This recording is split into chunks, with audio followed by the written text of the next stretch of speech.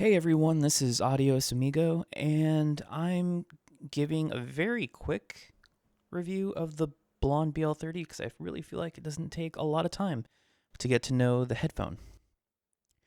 So, I have to say, I tried my best not to be upset by the whole headband experience because getting that to fit was a pain in my rear end. But after I did, I gave it a listen, and there's kind of two different competing sets of thought really about how I felt about its performance, where I thought it was going, whether or not it really achieved that goal, and whether or not I think it's worth it for the money. Um, yeah, those snaps are not staying snapped. So the first is just, if you haven't seen my other video on the mods I did to make this work, out of the box, this headphone is atrocious. It's just really terrible. Comfort-wise, I'm going to guess that most adult males and anyone with, I guess, adult-sized head is going to have a problem with these headphones because of the design of the headband, the design of, or the angle rather, that these are originally placed at. These vertical adjustment rods are almost perfectly vertical with a thin headband, and so I had to reshape the headband, reprofile the angle that the vertical adjustment rods are set to in order to get it to work. And when I did, it worked. It worked. So the first thing is going to be, besides that, actually. So the first thing is going to be build quality. There are things I do like and things I do not like about the build quality of these headphones. The first is it feels cheap.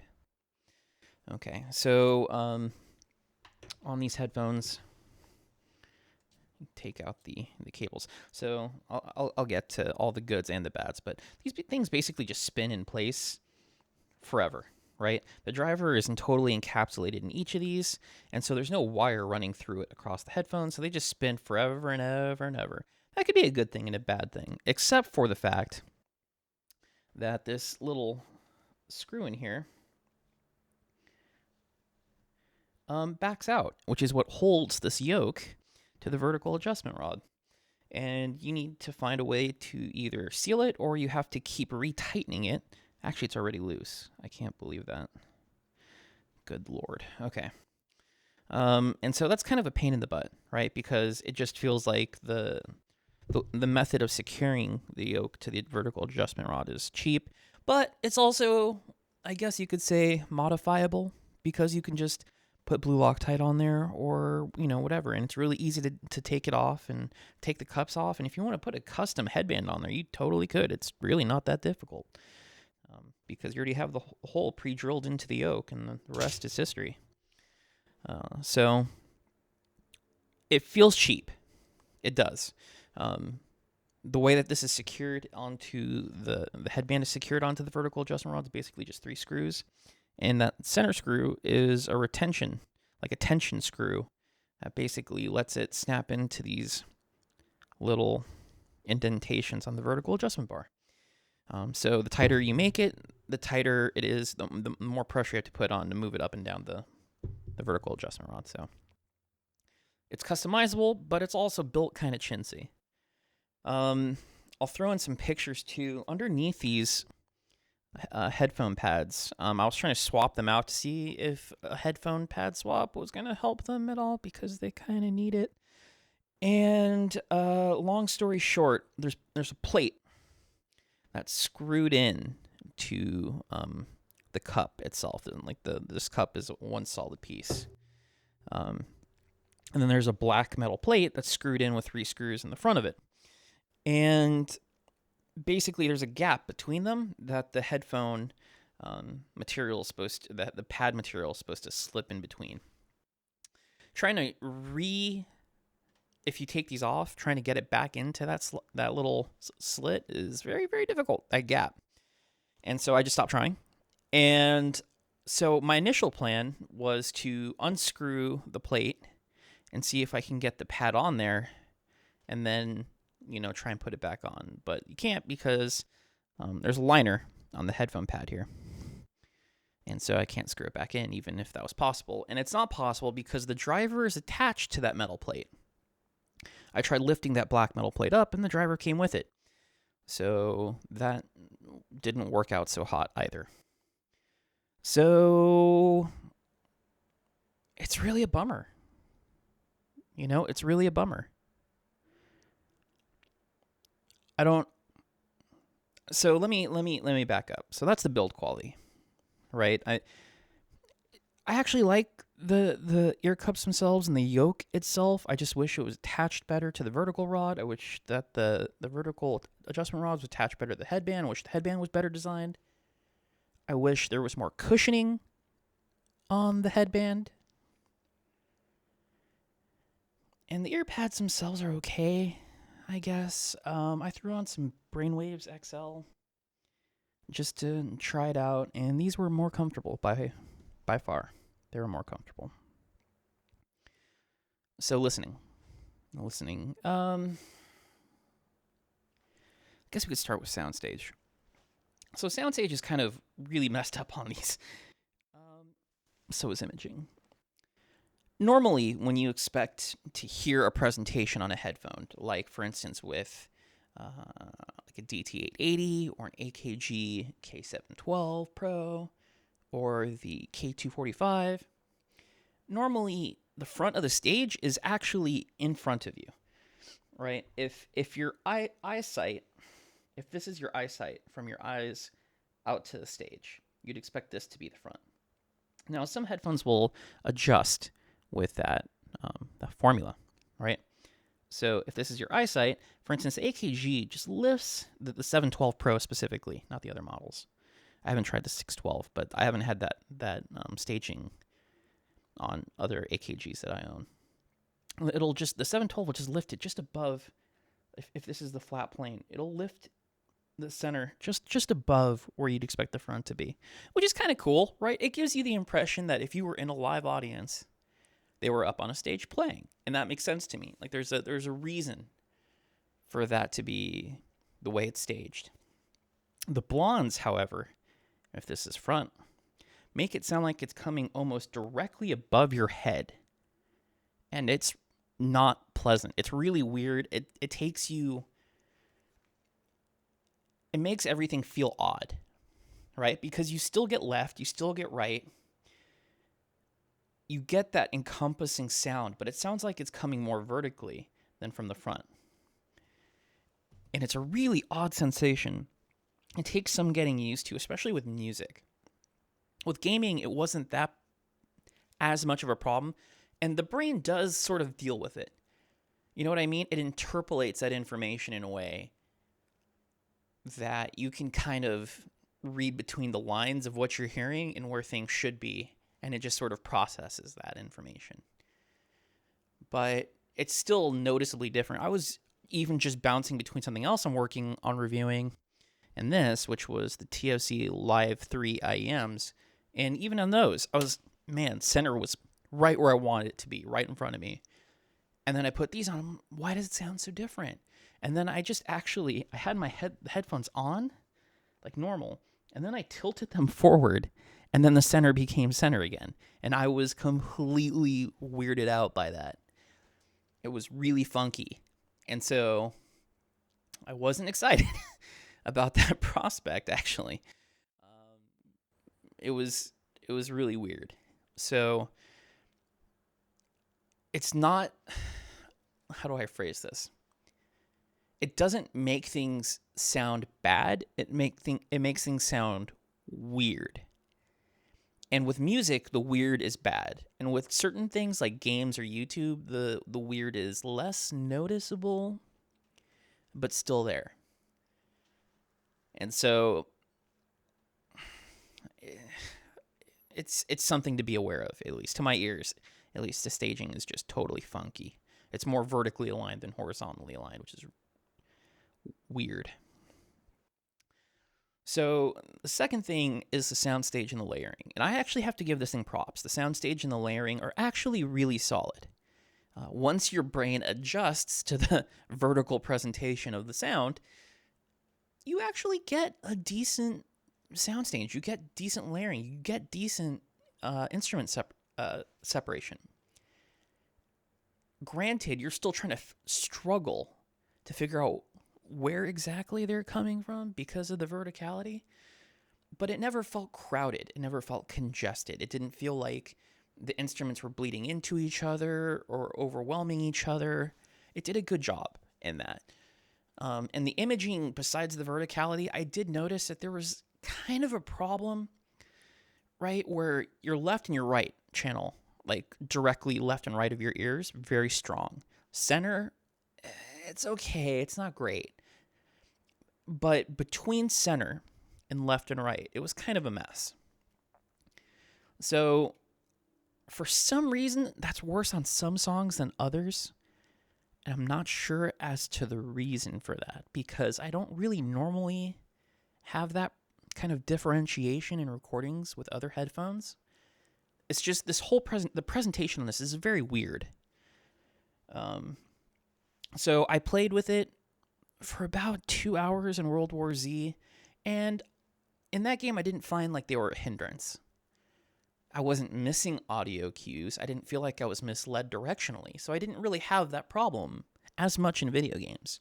But when I ran up my headphone song kind of test suite that I have set up, the first song is Video Games Live, Level 5, The Legend of Zelda, A Celtic Link. And it's got, this kind of slow buildup of orchestral music. There's flutes, there's strings, there's Celtic singing, and everything felt really veiled. Everything felt dampened. Vocals, strings, woodwinds, all just felt really kind of lifeless. And it's weird because there's certain frequencies in the mid-range that sound really kind of rich and full, but that tends to be on the lower mid-range and then down towards the bass. And that's where this really shines. I feel like those tend to be the more full and rich parts of the spectrum for the frequency response. The mid-range, the mid-range, going up to the upper mid-range and the treble just sounds really kind of boring and lifeless. And so I noticed a pattern of this happening in a couple of songs. And mixed with the soundstage and the bass, and I kind of got the feeling like what was I listening to? I think I was listening to Dua Lipa. It's my second song in the track list. Don't Start Now. And I realized that I was still having some fun listening to the music despite the veil in the vocals, despite the veil in the treble. The bass had like this good deep kind of funk to it. I was getting like the texture from the bass, like even with some songs that I'll talk about later, you can hear like the bitiness of the bow as it hits a standing bass. Like I like that. That's something that always gets my attention. I love that, hearing that like texture and those details. But you weren't getting those details in the upper range. And so it kind of brought me back to the days when I had my Odyssey LCD 2C, right? The Odyssey had this warm, dark, syrupy sound. The mid-range was slightly recessed, right? But the difference is that the Odyssey had clarity in the mid-range and in the treble, as well as the really rich bass. And this feels like it's going in that direction, right? That's what it's chasing after. It wants that warm sound. It wants that rich bass. And it wants that big soundstage like the Odyssey. And this just isn't, you wouldn't expect it to be, but it isn't as technically capable in any of those areas, right? The bass does extend decently low, not like fantastic, but decently low, but the impact isn't really there. got a little bit, but it's not fantastic. And it's just a tiny bit loose, right? It doesn't have that tight response that you'd expect. And the mid-range and the treble just have just about no detail, really. It's so veiled. It sounds so muffled. It's just unpleasant. And so what I tried doing is different things, right? I tried changing the angle, using angled pads. I tried larger pads. I tried basically just cranking the volume up to see what would happen if I volume matched the mid and the treble, and it still sounds veiled. But when you volume match, it's a little bit more energetic, just a little bit.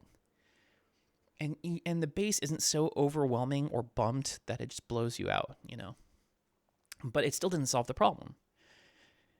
And so when I was listening to music, I would hear certain songs that sound okay, right? Like Dua Lipa sounded okay. A Celtic Link did not sound okay. Royal Crown Review, Beyond the Sea. There's so much going on in that song, right? The way that the song is staged, you can hear saxophone from a very specific part of the stage. You can hear the trumpet with a jazz hat from a very specific part of the stage. The trombones on a very specific part of the stage. The singers on a very specific part of the stage.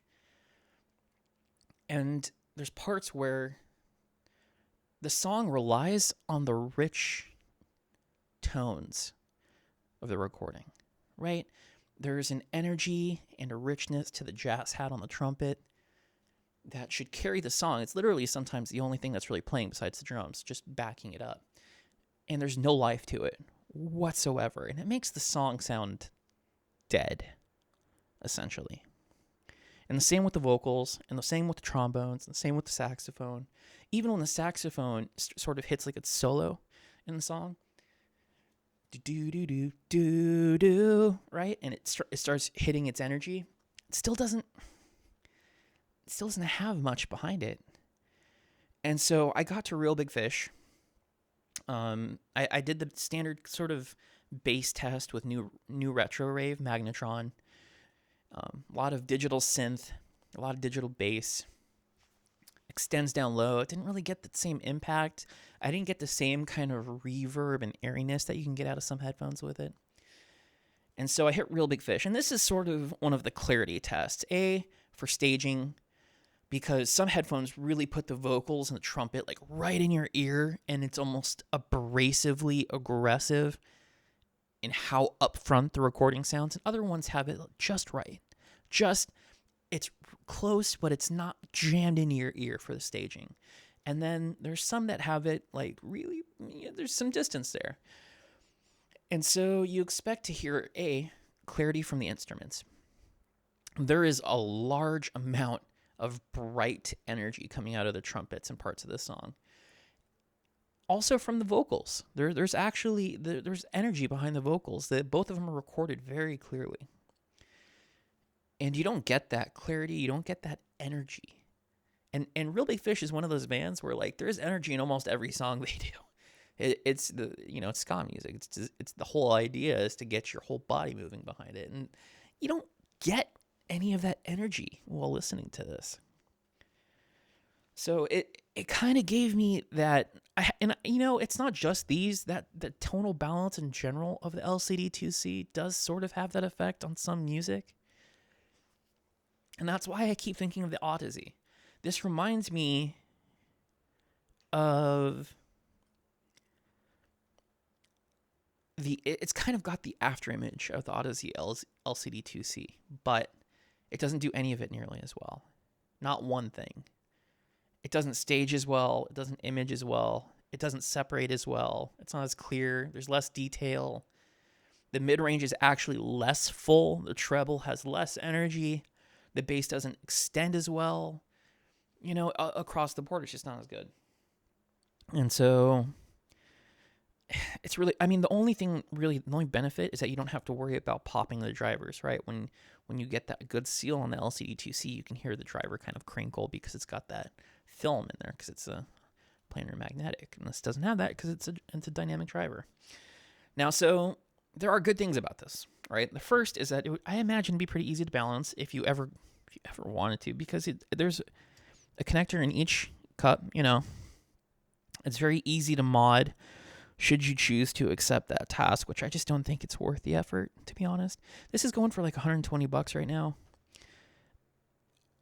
I would say that of all of the relatively inexpensive dynamic open back headphone drivers, this is probably more in line with like the Ship 9600 and the Fidelio X2HR in the sort of general tonal balance and the way it sounds. I think it actually reminds me of the Philips, the Ship 9600s the most, the SHP 9600. The Ship also has this veil to it, but I feel like there's more detail and clarity in it. And one thing that it also reminded me about for the LCD was the weight. This it's a pretty heavy headphone because everything on here is metal. That chassis is metal. The yoke is metal. The adjustment bar is metal. The grill is metal. The metal plate that holds the driver on there is metal. And so it all adds up, and it feels pretty heavy on the head. And I honestly, if you want to give it a shot, and maybe you kind of like a low energy treble, you just want more emphasis on the lower mid range and the bass without making it sound kind of muddy. Just a few things I would recommend probably. So I didn't hear much sound difference with the Brainwaves XL pads, but they were more comfortable. I'd consider that. I'd consider getting some Deconi nuggets too, because this wraparound foam pad really does not help at all. And for me, I had to do that mod for the headband. I had to. It was not optional. I literally could not get the ear cups around my ears without doing that. So it is what it is, right? But normally I've got what? Video Games Live, Celtic Link, Dua Lipa, Don't Start Now, Royal Crown Review, Beyond the Sea, Koji Kondo, Gerudo Valley with Ocarina of Time Orchestrated, New Retro Wave Magnetron, Real Big Fish, Life Sucks, 6, Michael Jackson Thriller 7, Postmodern Jukebox 8, Muse 9, Queen 10, Kansas 11, Dragon Force 12, Major Lazer 13, Blink 182 14, Games Live 15, Joni Mitchell 16, Postmodern 17. I have 17 tracks in my my headphone, my audio testing list, essentially, just to exercise the different parts of the listening experience. And I basically quit. I quit after 2 songs in. I started skipping around because I was already done. I didn't want to listen to it anymore, and I just wanted to confirm my initial displeasure with the sound by testing certain things. So I skipped to certain parts of Royal Crown Review. I skipped to certain parts of New Wave Retro Magnetron, and then I got to Real Big Fish, and then I just quit. I was done. I heard everything I needed to hear. I wasn't happy. So some of you might say, well, it's a warm headphone. Maybe you could help it with an amp, right? And I tried.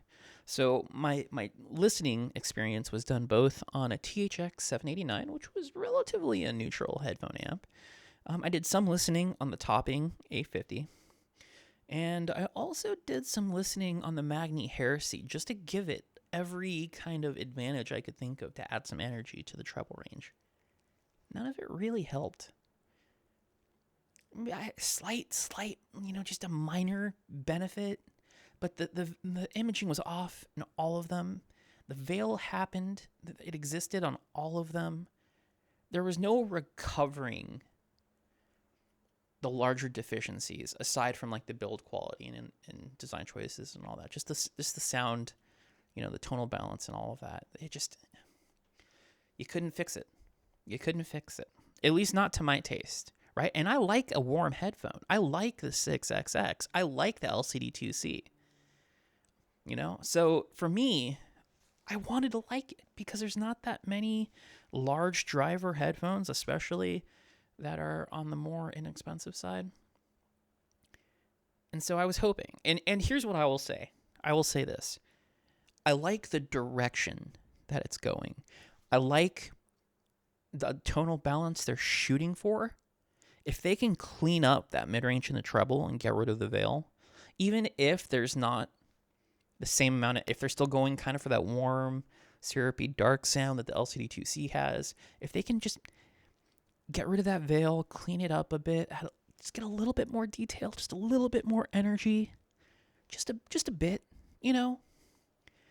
I'm actually relatively happy with the rest of it. The imaging, I don't know what they have to do to fix that. I contemplated taking out the plate and then just rotating it to see if I could fix the imaging with that, but I decided not to. But if they could, the imaging and then that veil are really my two biggest complaints. I could almost get over how terrible the build quality is if the sound was able to make up for it in being essentially a budget version of the LCD2C, which I never expected. I didn't have any expectations going into this, but that's really what it was going for, it feels like to me. And so if it can hit that target of being a budget LCD2C in the next iteration, or at least continue down that path towards it, I'm actually kind of excited, So well, it's too late for the too long don't read, right? But I guess the overall conclusion is, in its current form, I'm not a fan. But I'm excited to see what it plans to do next. I'm excited to see if it can make up for those deficiencies in the future. I'm excited to see if they will somehow improve the build quality while maintaining that ability to actually work on it as a user, which I actually found kind of refreshing, to be honest. I'm upset that I had to work on it, but I'm actually okay with the fact that they made it so easy for me to work on it. So there's a balance there. And I'm also curious to see how Blon is going to handle this, because there is a very vocal crowd of users, purchasers, who had the same problem that I did with the sizing of the headband and the way it worked.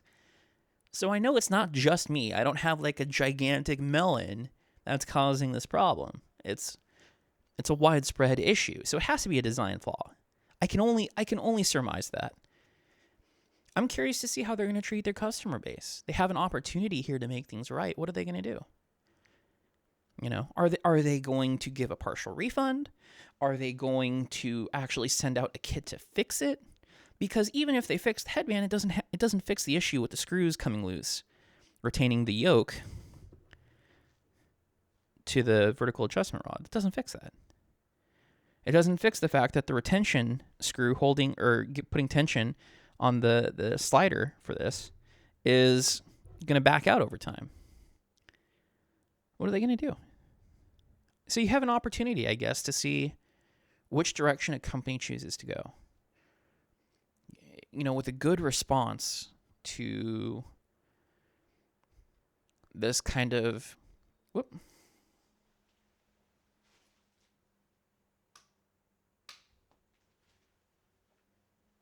With a good response to this sort of customer outcry that they have, it's possible they can get on my good side again, because I previously really enjoyed the Blon BL-30 and the BL-05. If they can make it right, and if they, what I deem at least, to push the headphone tonal balance to a better direction in the future, I could see this particular product evolving into something very special. And that's my conclusion. It's not there yet. In fact, it's a very long distance from being there. But I see the potential for something special. And I would like for them to give it a second go, incorporate the feedback from the customer reviews, and push it further along. That would be exciting for me. Anyhow, that's it. That's the end of my rant. I'm off my soapbox. This is Adios Amigo. Thank you for watching, and I hope you enjoyed. Have a good weekend.